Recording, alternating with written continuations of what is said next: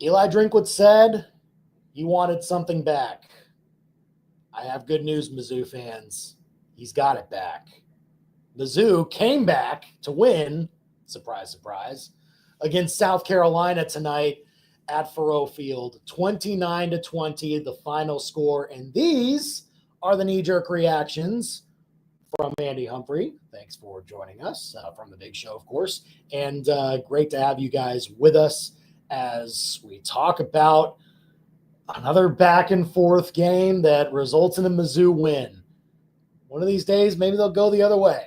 Not tonight, apparently, as the Tigers get their first SEC win of the season. That's important. Improved to 4-0. They've got really now, they have 5-0 in their sights heading into the Alabama game now. UMass next week. Yeah, we know how that's going to go. And this was a huge fulcrum point game right at the beginning of before the season even began, well before that, when the schedule came out. You saw this game right here, and you thought, okay, that is the fulcrum point, potentially, of what Mizzou could be achieving versus between college football playoff hopes and maybe having a good, solid 8-9 win season, or maybe even lower than that. But now we know the data point that Mizzou absolutely needed, and they've got it under their belt. This was a major win. Don't get it twisted. I know South Carolina came in a bit underneath what they were expected to be at this point, but does not make this win any less important, I think, for Mizzou as they came into it. We talked on the Big Show earlier this week, really yesterday, I should say. We stole from the SEC Network, Peter Burns, putting on Twitter, who is this bigger for, Mizzou or South Carolina? And I was hard-pressed to come up with an answer because I don't think the meaning was all that diminished for Mizzou heading into this, despite South Carolina not having a number next to their name. This is still a game that historically has meant the winner finishes ahead of the loser, head-to-head. In the SEC standings, the pecking order has been decided between these two teams based on who this game. They could go on and win other SEC games, obviously. It didn't have to just come down to this. But generally speaking, over the last decade and a half when Mizzou joined the league, that's ultimately what this has come down to. And so to get it under your belt in a fashion that we have come to expect, I think, from Eli Drinkwitz coached teams. And we're going to get into it in a little bit. But I was watching this game, and yeah, Mizzou absolutely could have lost it. They absolutely could have not made the play that they absolutely needed to make in order to either take the lead or ice the game, do whatever needed to be done, no matter how ugly it might look, to secure the victory. There was a very real possibility that wasn't going to happen. South Carolina had a lead going into halftime, had the lead at the end of the third quarter. That's not necessarily all that comfortable all the time, but Mizzou didn't panic. And that's ultimately what I keep taking away from a lot of Mizzou SEC games like this one. So with that, let's get into the knee-jerk reactions, 5 of them once again to run down here. And I teased it with this on my socials earlier, but I think it's very clear now what Mizzou's identity is. And I even think Eli Drinkwitz kind of alluded to it, and it lined up pretty well with what happened tonight. I'll kind of add to it a little bit, but it's 2 tenets, I think. Maybe you could potentially call it 3, but I kind of combined 2 of them into one, and I'll start with that right here. Point number 1. Mizzou is going to run the damn ball and make damn sure that you don't. Every game, that's their goal. They are going to run it down your throat with the very talented running back duo that they have in Ahmad Hardy and Jamal Roberts, who showed it again tonight. And on the other side, they will not let you think that giving it to a running back is a good play for you. It just won't happen. They're going to make you one-dimensional. They're going to make you throw it over the top. And it might work. It worked to a degree for South Carolina tonight. They've got the right quarterback to do that. They've got the right skill players on the outside to do that. And they broke off some big plays, and it helped them take some early control of the game, but ultimately not hold it all the way to the end because they still needed the other aspect of their offense, which honestly has not showed up for them at all so far this year through 4 games, to be able to win a game like this on the road.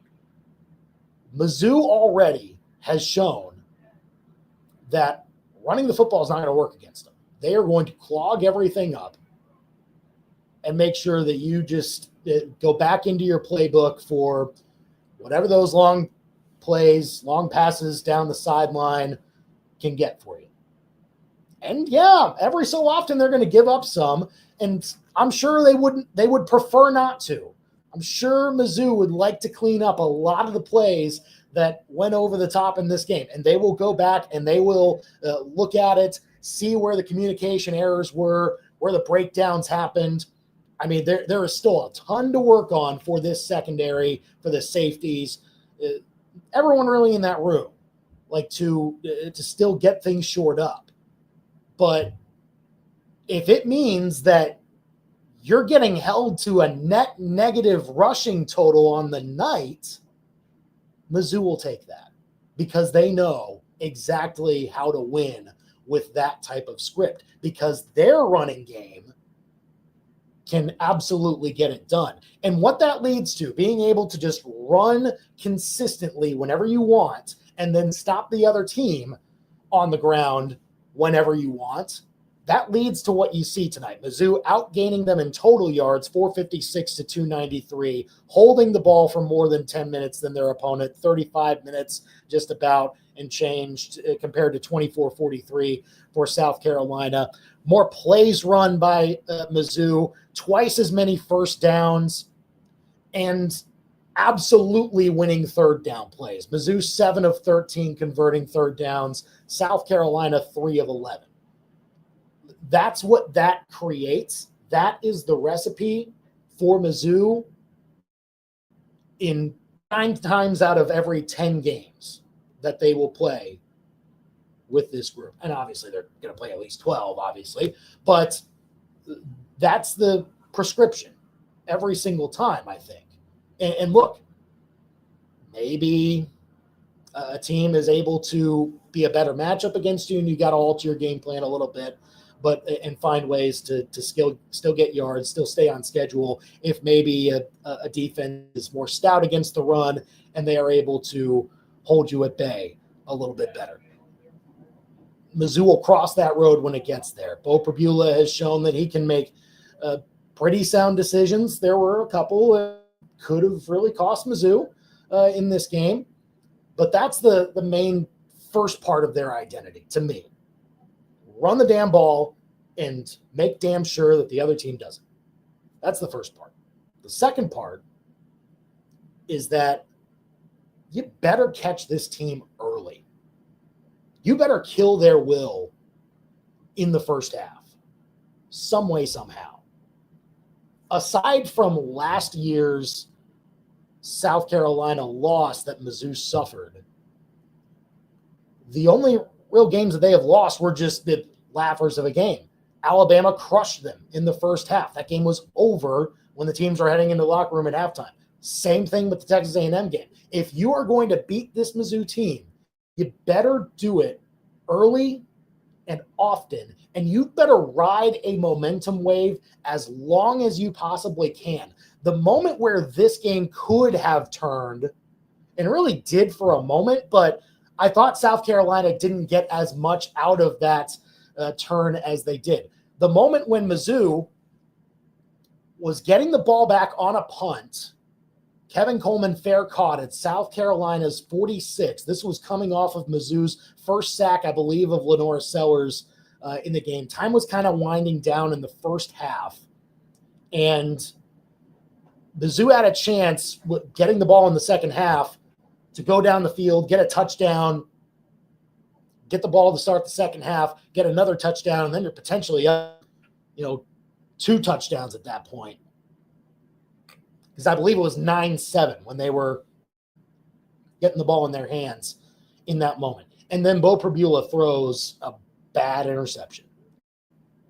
Does not see the linebacker, needed to survey the whole field, maybe go to the next read, just a bad decision. And South Carolina took full advantage of that. Explosive play, pass down the field, Lenora Sellers finding his guys, and they get a touchdown out of it before halftime. And Mizzou just was not able to take control of that moment, and it felt like South Carolina was going to do it. In that swing 8 period, it felt like the Gamecocks were the team that were going to go into halftime feeling a lot better about the situation than Mizzou.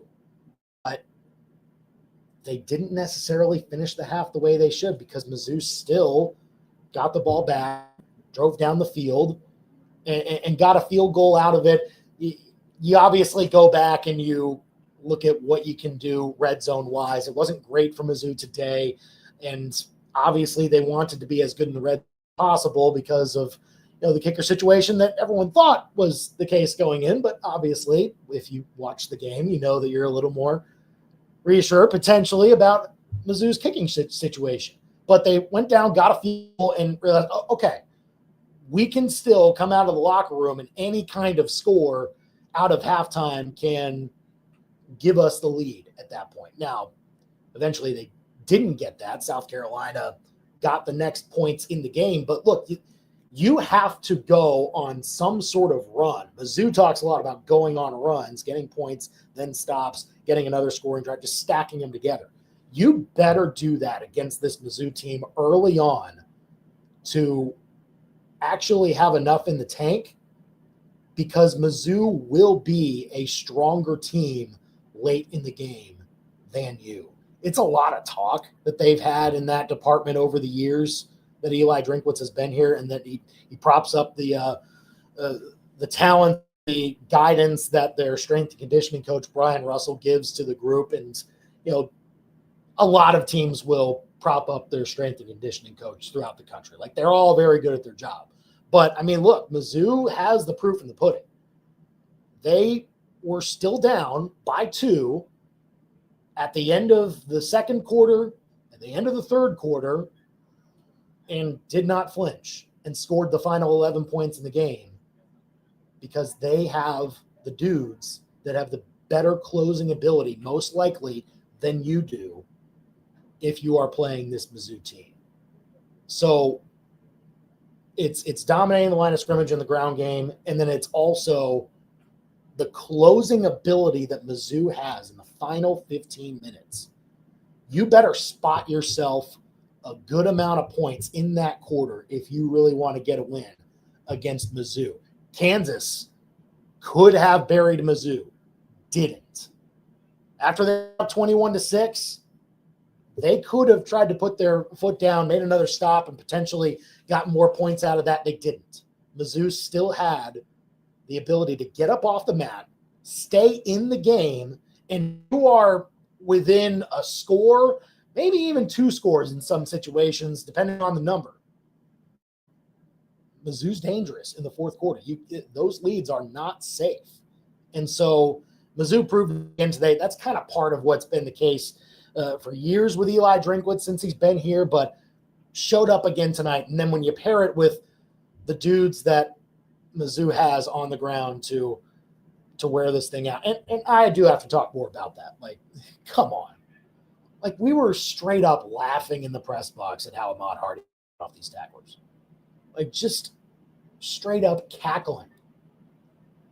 I said on Twitter, at the point it was still within the game, so at the point I said, I have not yet watched full games of this one guy, but I have already run out of words on how to describe Ahmad Hardy.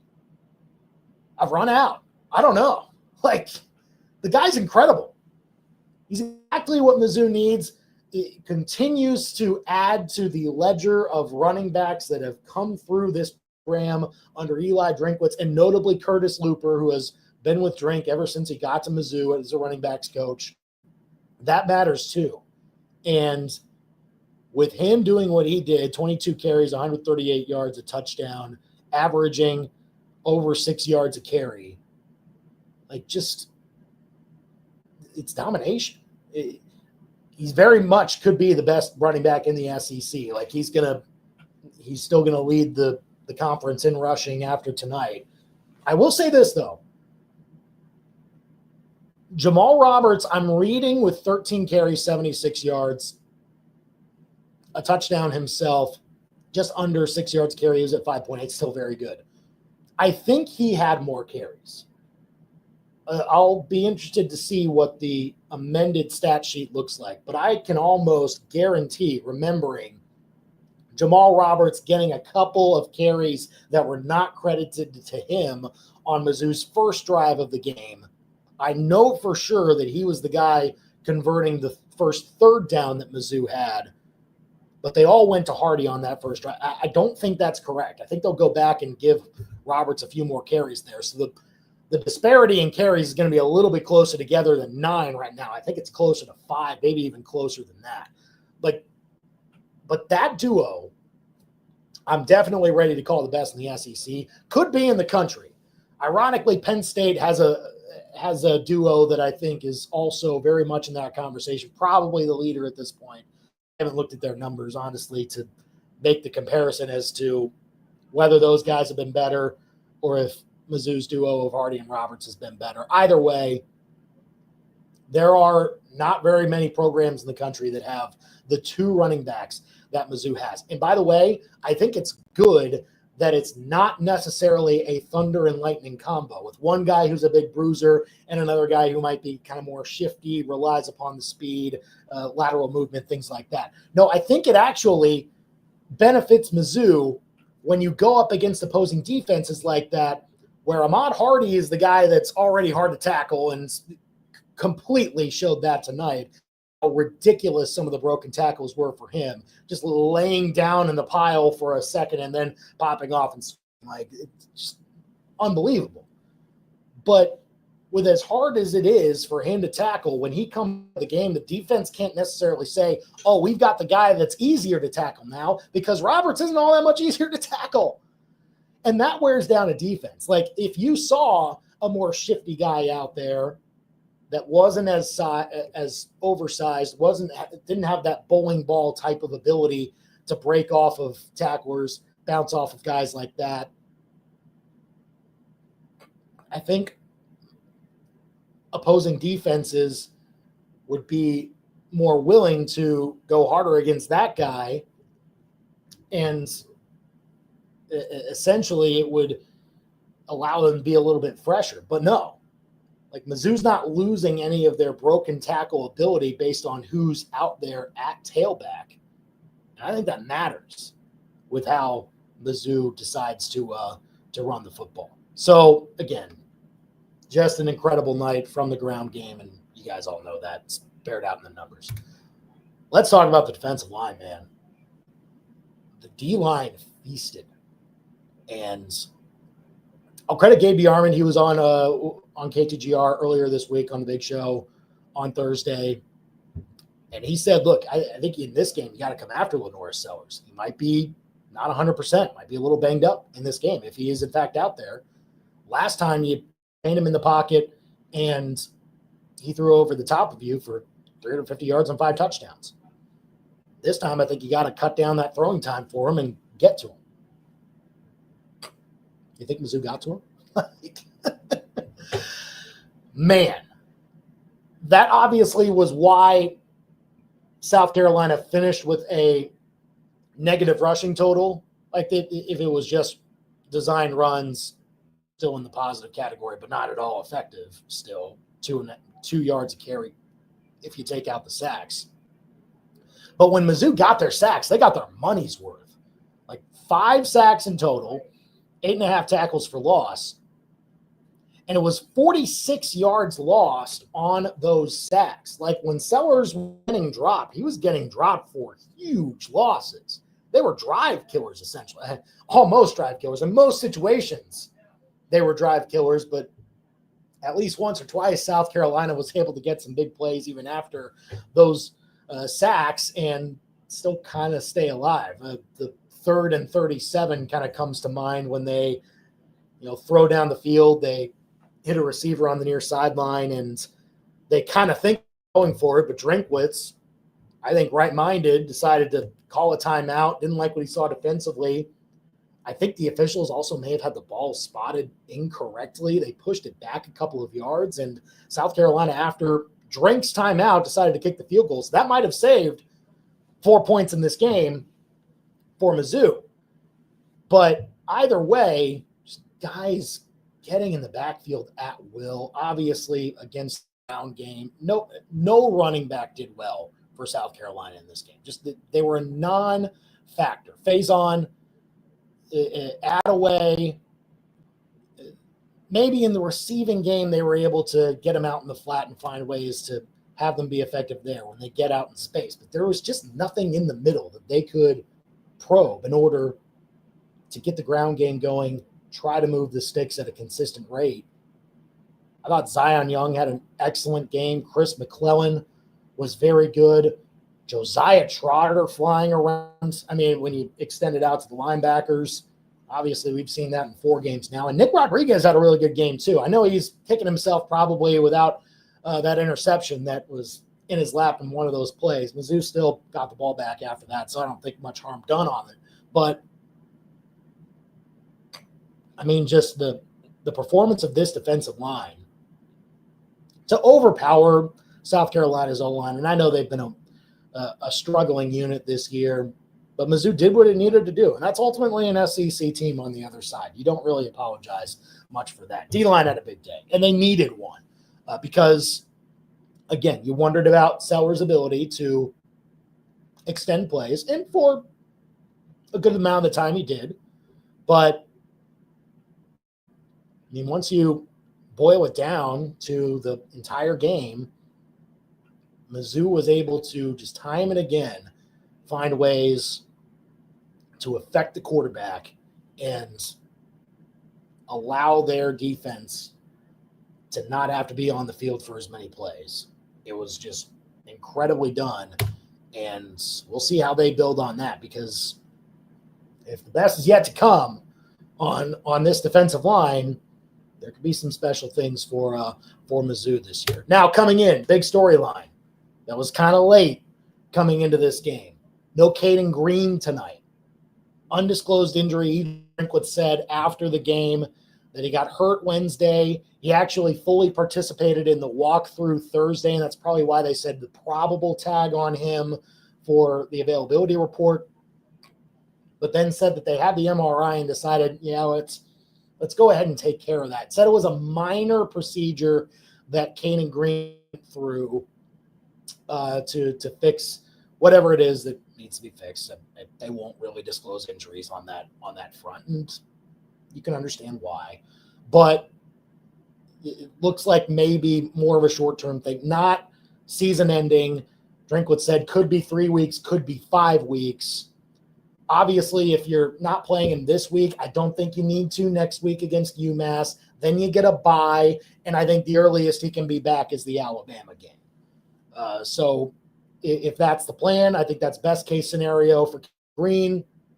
You get him back out there, and Mizzou has their, at least that from week 1 of the season on to now, their first choice at left tackle. But obviously that was a huge shuffle job in preseason camp, and the expected plan A was to have Javen Richardson be the left tackle this year. And, well, he gets his opportunity with this, and he did not disappoint.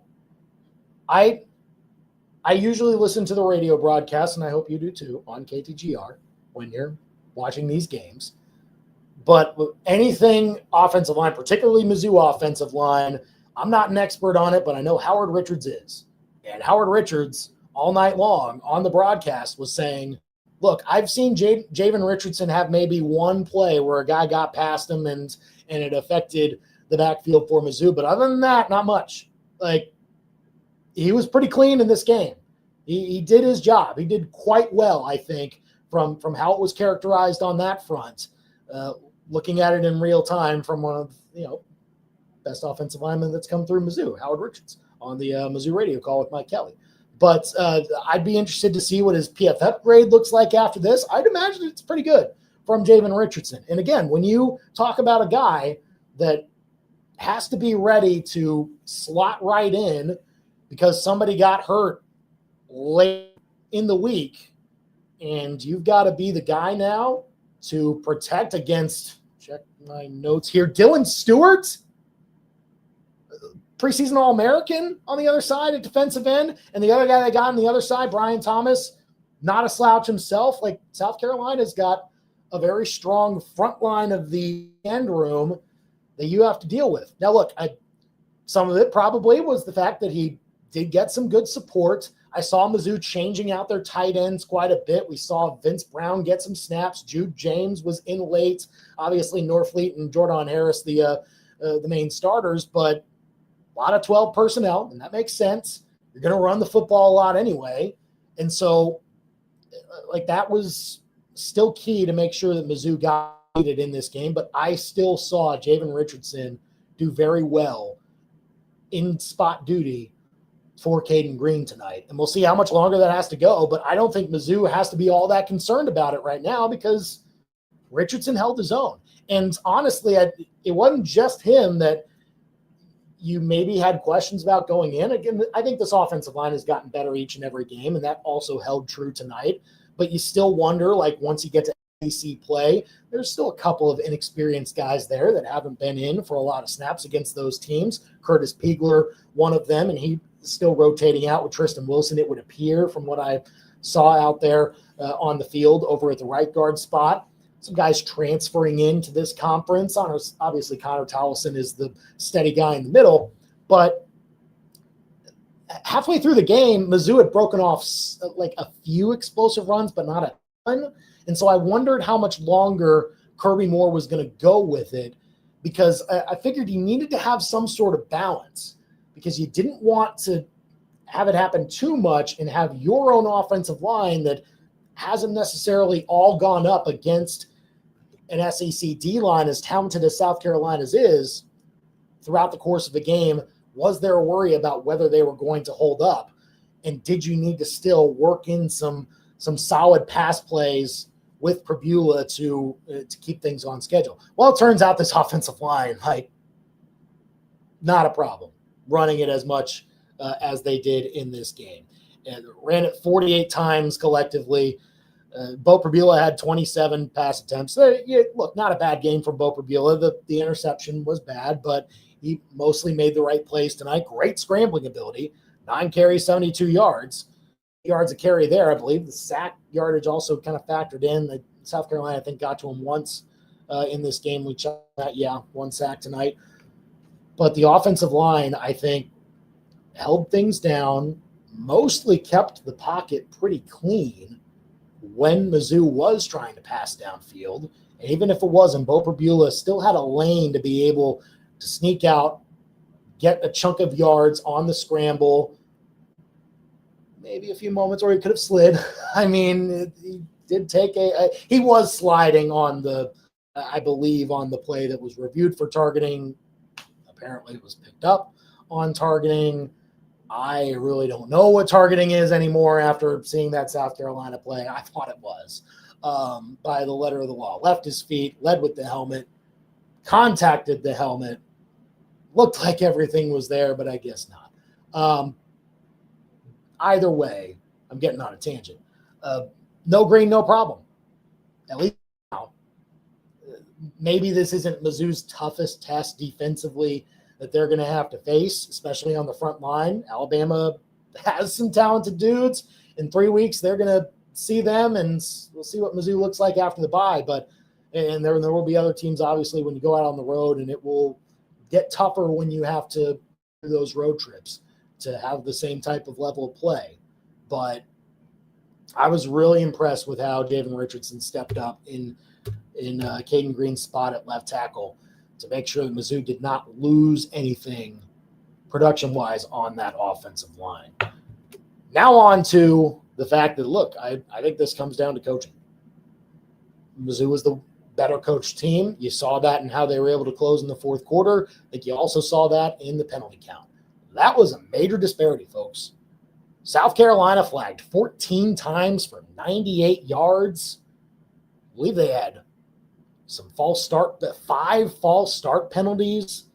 They had an ineligible man downfield. I believe they had an illegal formation, I want to say. I'll go through and see which penalties maybe affected them the most in this game here. But for me, it was very clear who was the better coach team on this one. Anyone who is saying Eli Drinkwitz is not a better coach than Shane Beamer, like, get out, man. Like, come on. There's no question now. And I don't hate Shane Beamer.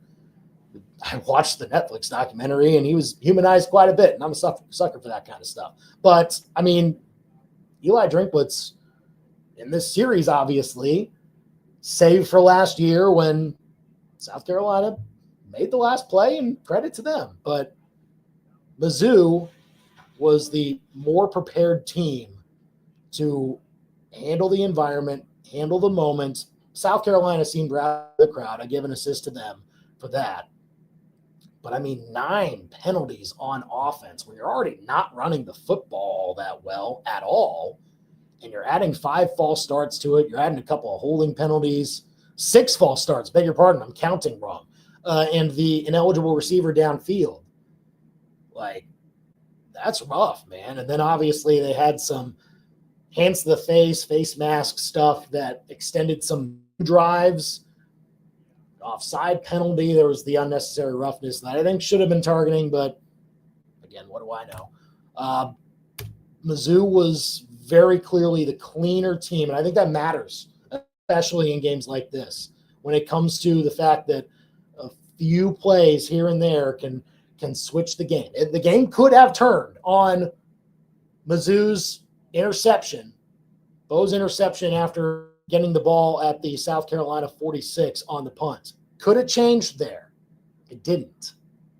South Carolina had a few too many penalties that got in their way tonight that we'll talk about it, and they'll obviously have to clean it up. But Mizzou, we can't apologize for that. They only committed 5 penalties, and it only cost them 54 yards. There was some pass interference and a holding that negated a play that very well could have been intercepted by Dre Norwood.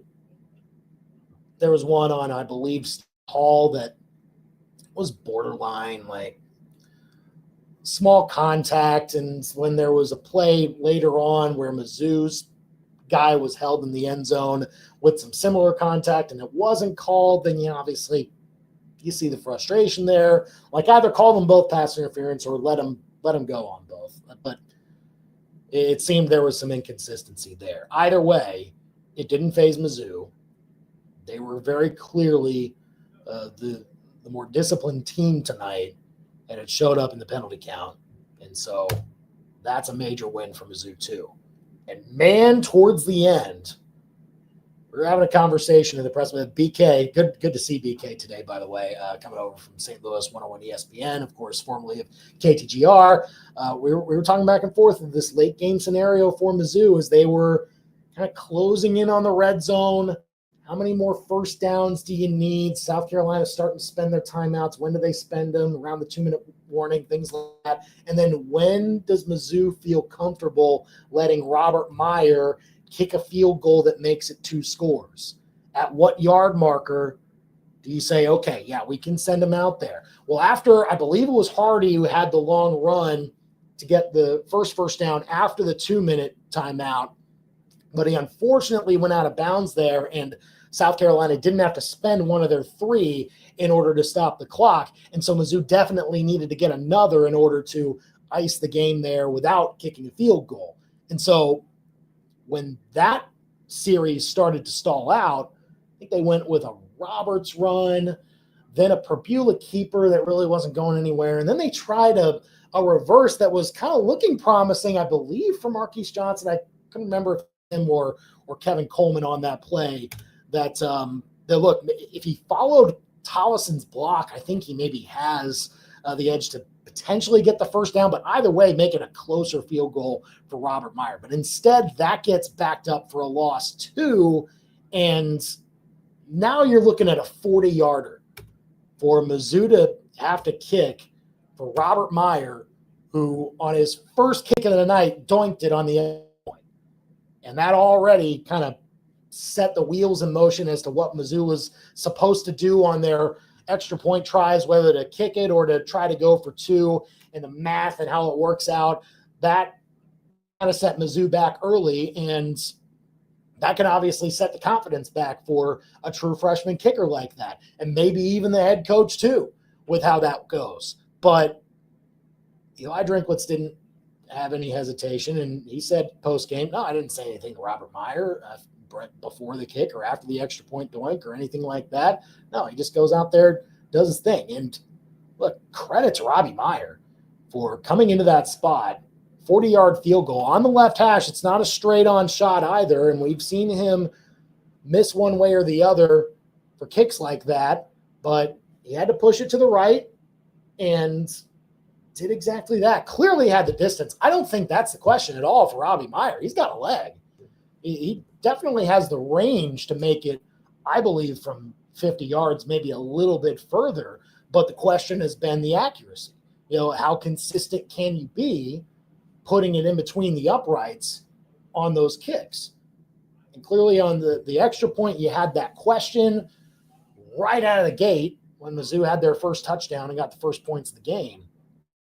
But the fact that they still trusted him and had him go on out there to essentially ace the game, and if he doesn't make it, then all of a sudden South Carolina has the ball a little bit further up and obviously doesn't have to worry about that much time ticking off the clock either. And look, when Lenore Sellers has the ball down 6 and you saw the big play potential that one's had all night long, even though Mizzou was stopping the run at an excellent pace, that would have been scary. But Robert Meyer in his first big moment when Mizzou needed a kick from 40 yards or further, it was right at 40 yards, right exactly there on the edge, but he delivered. I don't know if that means he's going to deliver for the next big kick that he has, because he'll have another one. He might have a kick where Mizzou's down 2, and they've got to have him be out there to kick the game winner, or else they lose the game from that point. Like, there might be a situation where that happens, but so far, the first big high-pressure spot where he needed to make a field goal of some decent length late in the game to allow Mizzou to win it, he delivered. I mean, good on him. That is a very cool thing to see from a guy who was not really expecting, I'm sure, to play all that much this year, but thrust into duty. Give him a few chances at some kicks in the lead up to a game like this one. It didn't look all that great going in, but wasn't rattled. And the team around him wasn't rattled when he went out for the kick himself. So those are the 5 main takeaways that I had from this game. Again, overall, just can't overstate the importance still of a game like this where, Mizzou has their sights set on a playoff spot. Like, that's the ultimate goal. They're not in position to do that right now. They still have to rise up some national rankings, and it's interesting to see in about a month, a little over a month of when the first CFP poll comes out. But Mizzou still has to keep winning. Still got to find ways to impress on a national scale. But so far, so good. I mean, they were getting a ton of credit for the fact that Lenore Sellers was a little banged up on the point spread. I believe now, like, Mizzou had covered each of the last 6 games against South Carolina. I believe since that was 2019 when that streak started. But South Carolina technically covered today, barely, by the hook, essentially. And, yeah, I think this type of game could have been very easily scripted that way, and Vegas knows. But look, didn't matter. You had to have this win, no matter how you got it. I think folks coming in, if South Carolina hadn't dropped that game against Vanderbilt, this would have been certainly less than a touchdown spread, probably a field goal coming into this one. So, I mean, the fact that Mizzou now has a 4-0 start, it's 5-0 after next weekend. I'm not going to say that they're going to have any kind of trouble with UMass. I know you're not going to say that either. But once you head into after the bye week, hosting Alabama with a 5-0 record, we'll see how Alabama does in the meantime there. I believe they'll be coming off the Georgia game, if I'm not mistaken. That could be huge. See what that does to Alabama's mentality going into this one in a few weeks. But, man, this is starting to brew a little bit for Mizzou. And if you had playoff hopes coming in, they're not at all dashed at this point. No concerns whatsoever, at least for now. They can obviously trip up down the road. Most teams that make the playoffs do. But you can't think about that right now. I think for now, a third into the season, everything's left on the table for you to take, and we'll see what Mizzou does with now the tougher two-thirds of their 2025 season coming up very soon. Thanks for joining us here on the Need Reactions. Thanks for listening on our podcast page on the KTGR app if you're listening there, or on our YouTube channel. We'd love for you to leave a comment for us. Tell us your takeaways from this contest tonight. Also, be sure to subscribe. We've got a lot of live content here now. We've got pretty much every single big show live on this channel that you can catch afternoons from 4 to 6 on KTGR every day, or every weekday, I should say. We pretty much go live on YouTube for all of those now, and we'll have other things that you can check out here on this space throughout the week too. So be sure to look for that, and can't wait to see what the show will be like on Monday for our first show back after this win for over South Carolina. Again, coming from behind, 29-20. This seems to be the script now for Eli Drinkwitz. Just stay in the fight, stay as close as possible through three quarters, and then just zoom past in the fourth, because you have the stamina to be able to outpace your opponent in those final 15 minutes. That's part of the identity. And the other part is, man, just run the dang ball. It's pretty simple. Thanks for joining us. Be sure to, again, subscribe, like our page, leave some comments, and I'll see you on the big show on Monday.